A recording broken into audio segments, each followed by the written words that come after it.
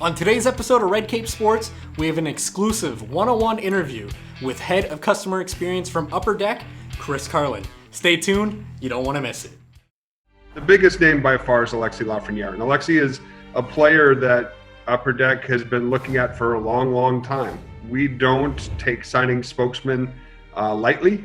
We work with Michael Jordan, we work with Tiger Woods, we work with Wayne Gretzky, Connor McDavid. How long did it actually take to roll out Upper Deck? Was this something that was kind of rushed out? With the values that Alexis Lafreniere in particular is commanding, it's a big difference to collectors between a 9 and a 9.5. You got Rob Kardashian breaking cards. You're talking with Georges Laraque, about some things that he's doing at his store. And is the issue the fact that there are flippers, or do we need to have more product? There are more collectors right now. People are stuck at home and they want product on the shelf at this time. They are rediscovering their love for the hobby and they're sharing it with their kids, which is creating another generation of collectors, which is great. If you're seeing what's happening with Series 1, and knowing all the amazing rookies that are going to be in Series 2, most likely, as long as they skate, it's going to get sucked up pretty quick, I think. 5-10 years from now, we're going to be going back and looking at this as, wow, remember 2020.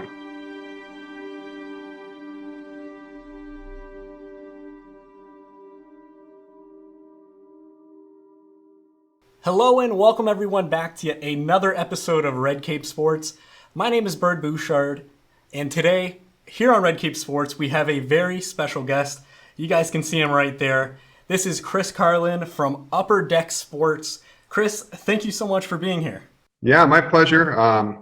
It's a very exciting time in our industry, so plenty to talk about for sure, but definitely a good time to be a collector. Chris, what exactly is your title and what do you do at Upper Deck? So I'm currently the head of customer experience. So I work with our customer care team on day-to-day concerns, stories, opportunities we have with different customer types. Everyone from the little kid who's buying a 99-cent pack of cards to our distributors who are doing millions of dollars with us a year. And then I work very closely heading our social team. A lot of our customer engagements that we have occurring on social. I work a lot with our PR, our marketing, our advertising teams. Work very closely with our distributors and dealers to come up with programs for them as well. And then a lot with events, but not really a lot of events right now. So it's an interesting time. We're doing a lot more virtually, and that's fine. But I can't wait till we can get back on the road and press in the flesh with customers, saying thank you for their support and finding out what they like, don't like, and ultimately to make a better product and better programs for them in the future. Right. And speaking of product, arguably speaking, the hottest product out right now, at least in the hockey world, is Upper Deck Series 1. And I want to take a moment to kind of take a step back and reflect on Alexis Lafreniere, because for quite some time, us in the hobby, we had no idea whether or not Alexis Lafreniere would be included in the set. So can you kind of take us through what was the decision as to whether or not you were even going to include him? And correct me if I'm wrong, but I believe since 1990, Alexis Lafreniere is now the first young gun to come out having not appeared in an NHL game. Yeah, and I love the NHLPA's rule on that, because you want the players to actually be in the league. There's other products, other sports where people are buying one product just to get the rookie card, but the guy might not see the field for 3 or 4 more years at least. So I like that it makes the rookie cards more desirable, because the players on the field performing or on the ice performing. So that, I think that's a good rule. We were granted special exception for Alexis Lafreniere for a couple reasons. And just to kind of give folks an idea of the market, with the season happening the way it did, and with the start of play, not going to be until likely sometime mid-January, it's looking like, we had to move some releases out. We haven't released artifacts yet. At the same time, large retailers expect, they have their seasonality and they want product on the shelf at this time. So we knew it was important to get Upper Deck Series 1 out. We were granted special exceptions as well to use players who were in the bubble on the playoff rosters, whether they touch the ice or not. So there are other players who are pretty noteworthy who were in the Stanley Cup playoffs and are going to have their Young Guns cards in Upper Deck Series 1, have their Young Guns cards in Series 1. But the biggest name by far is Alexis Lafreniere. And Alexis is a player that Upper Deck has been looking at for a long, long time. We don't take signing spokesmen lightly.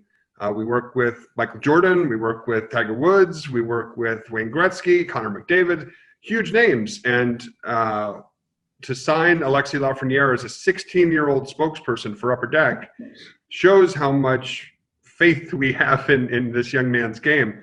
And we expect great things. So when we approached the NHL PA and NHL about having Alexis in Series 1, there was a lot of back and forth, but we felt it was for the best in order to start the hockey season off with a bang and have a big name in there. And it's only going to make for a more loaded up Series 2 when we have players skating on the ice and those action shots of them for the Young Guns Series 2 cards. With Alexis, we had to put together a private photo shoot, which, doing something like that in Quebec with the #1 draft pick, not easy to kind of hide that. It was before Alexis had chosen, a number. So there's been a little bit of fricas about the fact that he is unnumbered in this card. But for me, I look at the card. It is very similar to a lot of the Young Guns cards in the past with regard to photo shot and framing of it and how he looks. But it's kind of the perfect COVID card as well. And yes. I think that people 5-10 years from now are going to be going back and looking at this as, wow, remember 2020. It's not ideal, but nothing's ideal right now, right? So I think seeing what the card is commanding in the secondary market, given the fact he's never played a minute in the NHL, is pretty amazing. And it shows a lot of the pent-up demand from collectors who have been kind of chomping at the bit to get into the card collecting season, and something like Tim Hortons has springboarded it. So those two releases are kind of playing off each other in a big way, causing huge interest in NHL trading cards. Mm-hmm. And I also want to kind of touch base on exactly what you said there, Chris. Thank you so much for that first answer. But I thought it was really interesting that you mentioned, when we look back on this is going to be a very iconic card. Again, he's got the no numbers, and it's a COVID bubble card, so to speak. Do you think part of that has any influence on why we're seeing such great growth in the price of these cards? Because you look on the secondary market, and right now they're fetching anywhere between $350 plus onwards. So do you think that has a bit to do with it, or are we just overall seeing such a growth in the hobby? Yeah, I think it really is indicative of a few things. One is that there are more collectors right now. People are stuck at home, and they're rediscovering their love for the hobby, and they're sharing it with their kids, which is creating another generation of collectors, which is great. But the trading card industry is not famous for reacting well to situations like this, where we probably should have produced more of a variety of different releases. But for a lot of our products nowadays, we can only make a finite amount. They are collectibles, so you can't just turn the printing presses on. So it's tricky. And then I think the other thing is there's been a lot of, I guess, a little celebrity power in the industry as of late. You got Rob Kardashian breaking cards. You've got, I was just talking with Georges Laraque, about some things that he's doing at his store, and there's just much more notoriety about the hobby and hockey cards in particular. So there's been a couple articles recently, and it just seems to be, granted, everything else is a little crazy, but the trading card market has never been healthier than it is right now, which is pretty cool. But it's also one of those situations. How long will it last? What will happen when there's a vaccine? What will happen when people go back to work and, start going on trips again and going out to restaurants? And, it'll be interesting to kind of see.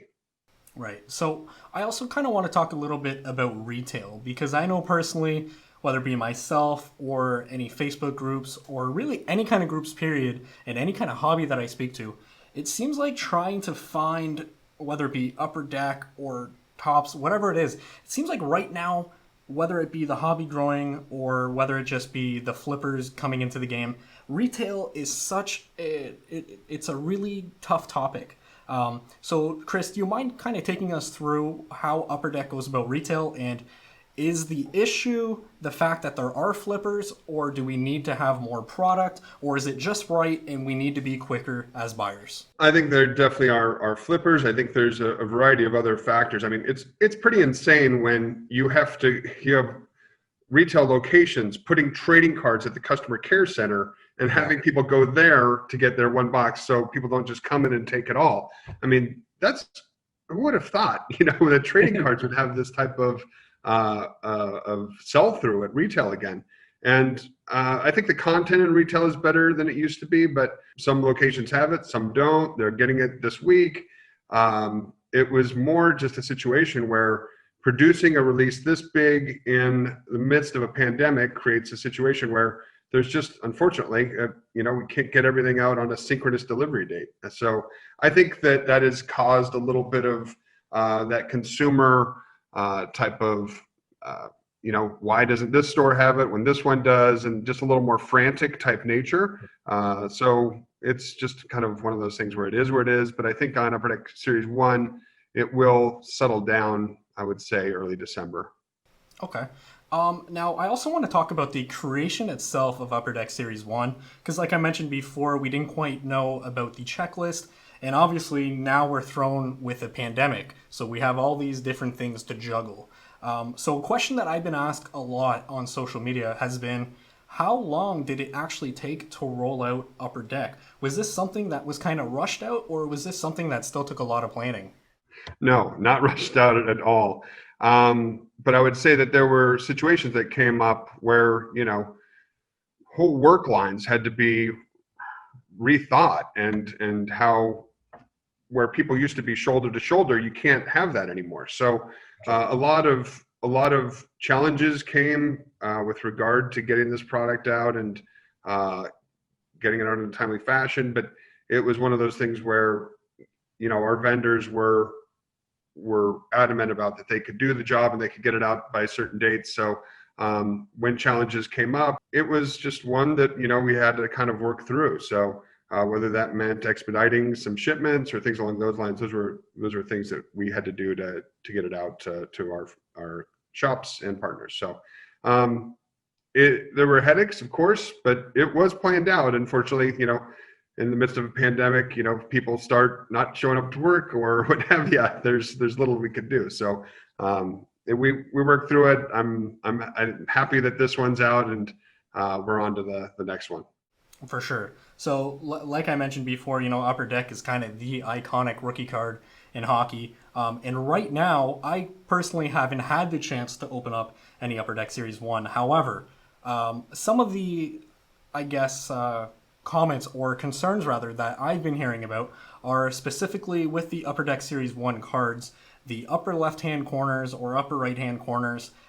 Some people are slowly but surely coming out saying they are damaged or they are defected. So I kind of just wanted to give you the floor to talk about that. Is that the case? Have you heard anything like that as well? Well, I manage the customer care team as well. So yeah, I mean, we've definitely heard reports from fans who have factory issues. And in those events, we're happy to replace them on a card-for-card basis for 1 year from the release date. At the same time, I think we live in an age now where grading cards is more important than ever. And some that I've seen, corner's a little fuzzy. It's not every card is going to come out a PSA 10. And with the values that Alexis Lafreniere in particular is commanding, it's a big difference to collectors between a 9 and a 9.5, a 9.5 and a 10. So I have seen a higher level of scrutiny this year than I ever have before, and I think it's definitely from the uh, graded cards program. So yes, I've seen some isolated issues. We're recording all of those. We have serial numbers on inside. We pay a lot of money to have serial numbers inside the box that tells us where in the run these things occurred, so we can go back to our vendors, find out what happened, if the complaint's valid. If it's a difference between a collector getting an 8.5 and a 9, it's not really factory damage. Not every card is going to be flawless, and that's what makes grading the business that it is that they know that there are only going to be this many 10s out there, and there's going to be this many 8.5s. So therein lies the rub, right? We've conditioned collectors, not on our behalf, but just the collecting in general. If you're getting a rookie card of the best player, you want it to be a 10 and not an 8. So yeah, I think that's one of the issues. But we're recording all those as they come in, helping customers out. I know our customer care team has been really busy since the release of Upper Deck One, and we'll continue to help customers out. I think we're one of the companies that has been more vocal and outspoken about helping fans. People can reach out to us on Twitter at Upper Deck Assist. We're on email, we're on Facebook, so we're there to help out fans when there are issues with damage, collation, insert ratio, and this is just one of those situations.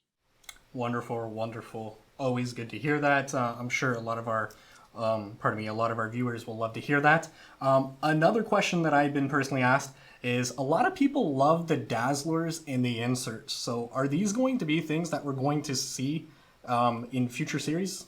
Yeah, those are one of the cards that came out looking really good, especially some of the different colors. So I think we will. We actually started building next year's product, an insert set that has been really well received. Values seem pretty strong on those. So I anticipate those will be back.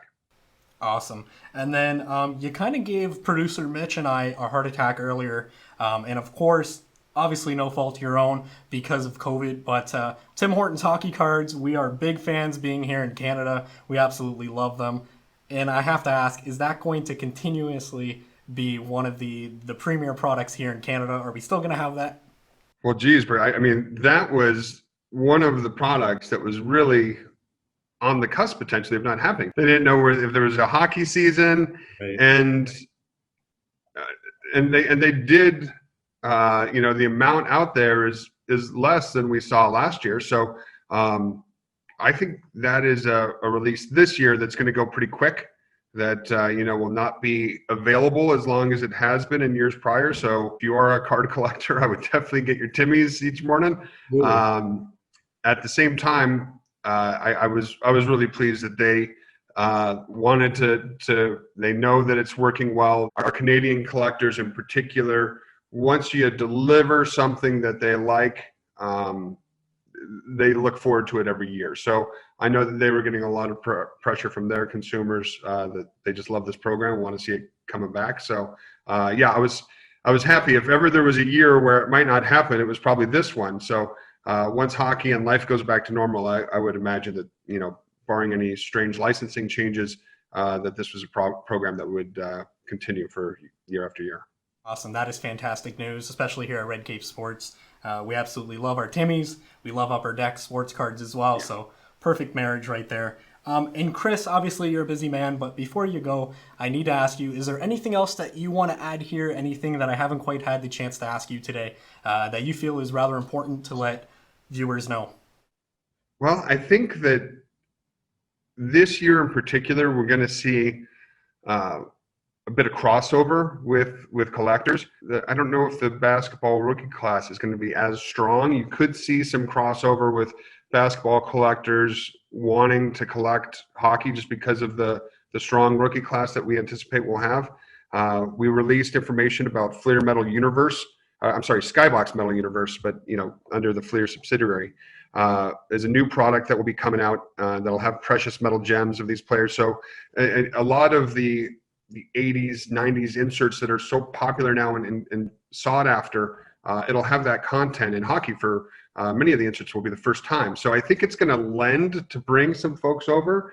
I think the other thing that's important is once the NHL starts playing, we're going to get that on-action photography. Whether there'll be fans in the stands or not, you can't say. But I know that people were a bit turned off about a photo shoot being used for an item, but a rookie card. But they're going to see more live game action. And Upper Deck Series 2, man, if you're seeing what's happening with Series 1 and knowing all the really sought after and amazing rookies that are going to be in Series 2, most likely, as long as they skate, it's going to get sucked up pretty quick, I think. And we're already seeing the prices on Upper Deck Series 1 just for a hobby box are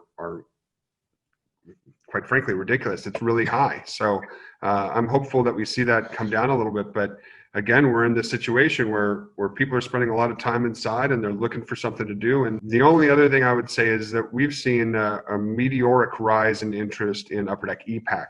So Upper Deck ePack is a platform where you can open up packs of cards from your couch, your bed, any time of day, anywhere around the world, on flights, on boats. So as long as you've got internet access, you can check in at upperdeckepAC.com and trade with collectors around the world and have shipped to you through ComC.